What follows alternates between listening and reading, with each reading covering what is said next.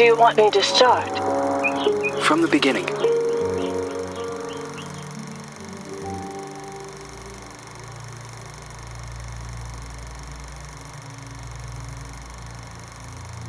One late afternoon, a mysterious woman, who introduces herself as Dr. Reed Rosemary, visits the villa of the old notary, Richard Felton, whom suffers from a strange disease. He is assisted by his personal nurse, Gloria Ashmann. After a brief and fruitless conversation, Reed is exposed as an imposter. She has come to the villa to find out what really happened to Felton's missing adopted daughter, Celeste. After being thrown out and refusing to give up, Reed hides until nightfall and sneaks back into the villa to search for clues. As Reed explores the villa, she soon finds herself in the center of her worst nightmare. Richard Felton has killed his wife, Ariana Gallo, and has lost his sanity. Upon learning that Reed has infiltrated the villa, Felton and a mysterious red nun begin hunting Reed. Reed eventually reaches the attic, where a mysterious girl who claims to be called Jennifer is found looming in the shadows. Reed eventually discovers that Richard Felton and the Jennifer in the attic are actually the same person. Richard Felton was born as a woman, but was then forced by her cruel father to live as a man. Phenoxyl, a drug created by Felton, the Ashmanns, and Professor Wyman on the Rosagallo farms, was created from a rare breed of parasitic moths to repress and erase traumatic memories. It is revealed that the drug was tested on Felton and the nuns of the nearby convent. The drug caused terrible side effects: hallucinations, severe light sensitivity, and homicidal rage. As Reed was escaping Jennifer, Gloria returns to the villa and offers to help Reed. Gloria drugs Reed, and upon wakening, she finds Gloria forcing Felton to cut out his own tongue and burn himself to death. Gloria reveals that she is the Red Nun, the sole survivor of the fire at the convent, which was started to cover up the phenoxyl experiments. Gloria had been hypnotizing Felton for revenge. After a frantic confrontation, Reed manages to escape Gloria's murderous rage. Just before Gloria passes, she reveals that Celeste is still alive and that she had fled the Felton villa years ago. Reed must continue her search for unanswered questions. If Gloria was the daughter of Felton's associates, the Ashmanns, why was she used as a guinea pig for experiments in the convent? Who were the Feltons protecting their daughter from? What happened to Celeste Felton?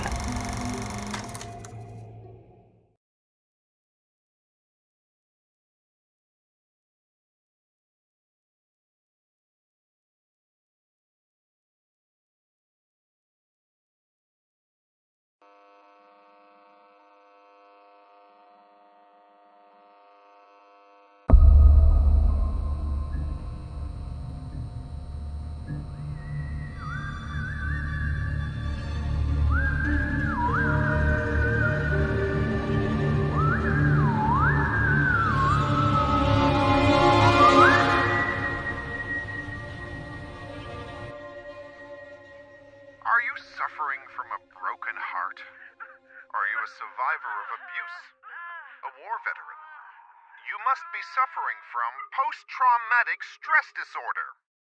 We have the solution to your problem. Phenoxyl. It isolates and removes your torment, be it an old traumatic event or a bad memory. Say goodbye to restless nights and constant churning over it. Forget about it forever. It's finally possible with Phenoxyl. Monsters. Fucking monsters.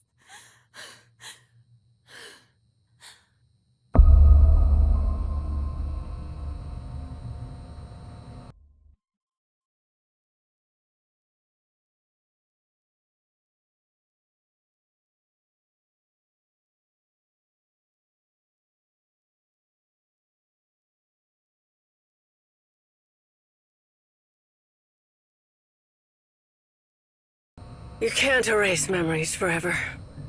It would be like erasing time itself. Memories and time go hand in hand. The consequences would be even more devastating than Alzheimer's disease. there would be no separation between pre- and post-trauma. The memories would wander autonomously in search for answers, for a common ground. Fractured by spells of amnesia, hallucinations, and emotional swings, two opposing perceptions would coexist, overlapping and threatening one another, to the detriment of the one truth, now shattered, the so-called porcelain memory.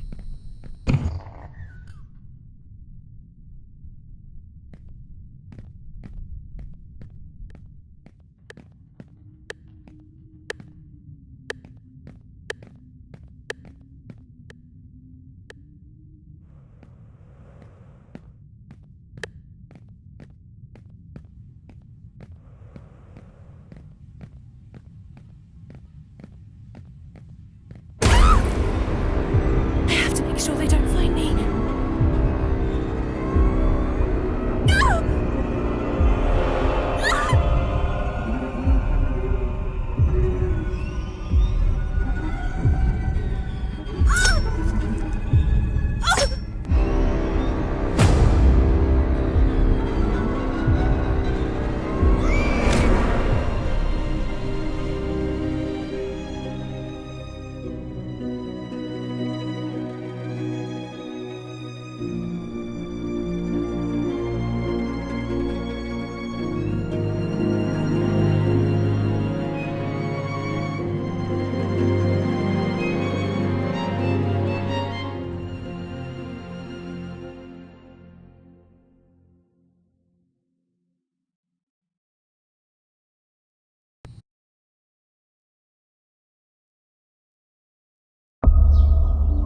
And are you really suggesting that all this time, these people kept these experiments synthesizing this parasite?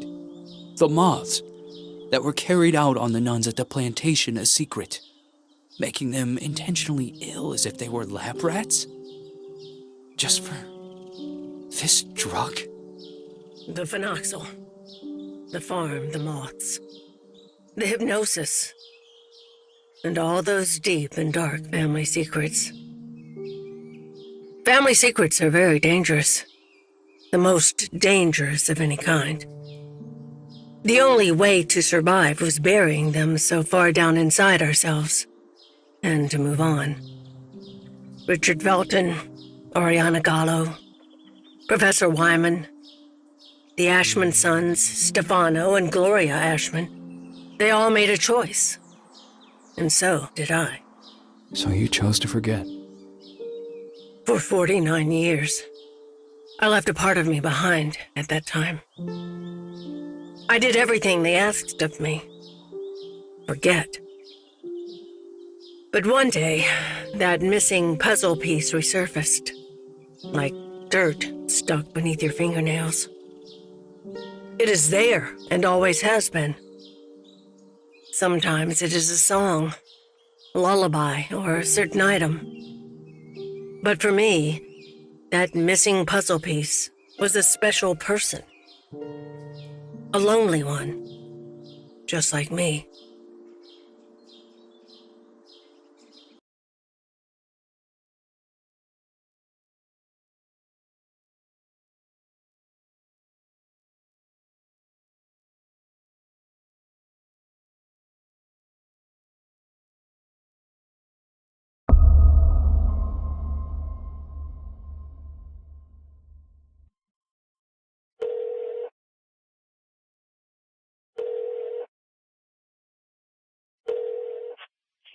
Yes. Hello? Who is this?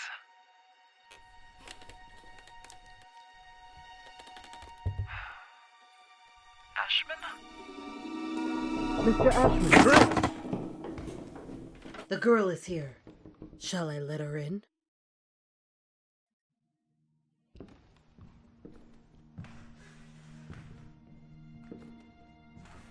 Go on. Sit down. You know why you're here, young lady, don't you?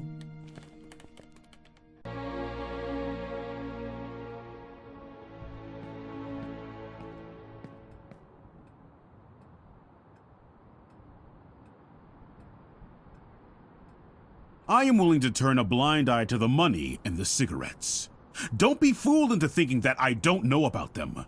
But for everything else, I refuse to do so. This is not a tourist resort, nor a playground. Breaking an entry? Larceny! What plans did you have for that gun? For God's sake, Jennifer, tell me! I don't know anymore. It seems you are a magnet for trouble. From what I'm reading, you caused a lot of hassle, especially at the Flemington Girls Institute. Other girls similar to you ended up straight in juvie. Did you know that? All I can do is apologize. I can assure you I never intended... Young lady, what are you running away from? You are safe here. You can talk to me about it.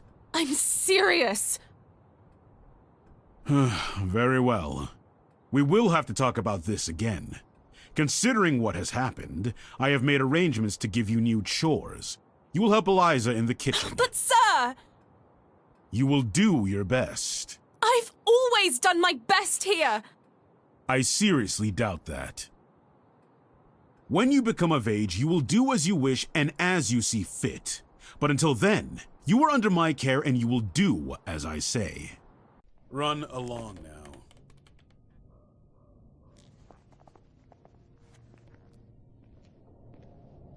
Oh, and by the way, Lindsay will no longer be a problem for you.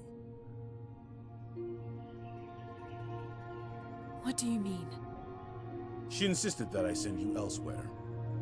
Instead, I have organized to have her transferred to another facility. They will be coming to collect her next week. You may leave.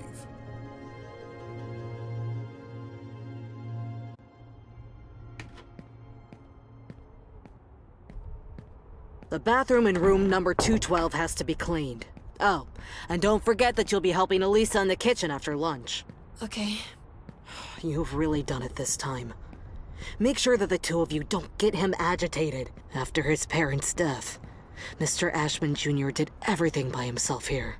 What happened to them? Dead, my dear. Like all those who grow old. And I'm sure the mourning sped up the process. Mourning? For the nearby convent. Have you seriously not heard of it? The convent just went up in flames one day. Even this building was partly damaged. A dozen nuns died in that fire. Mr. Ashmann's sister, Gloria, being one of them. That's terrible. They had contracted some sort of disease. They practically went blind. They had gone mad. And that Dr. Wyman? Sure as hell didn't help them. Poor girl. She was locked up in there by her own parents. Why? Hi, Jen. Oh, Andrea. I'll start with room 213.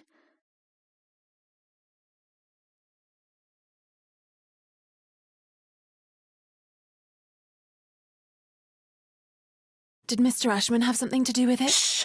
Lower your voice! You'll get us thrown out of here. It seems that Mr. Ashmann had the bad habit of touching his little sister. Oh, God.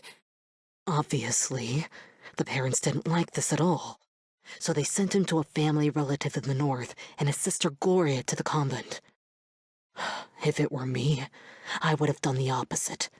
For him, the arrangement only lasted a few months. For her, instead, well, that's another story entirely. He had always been Mommy and Daddy's sweetheart.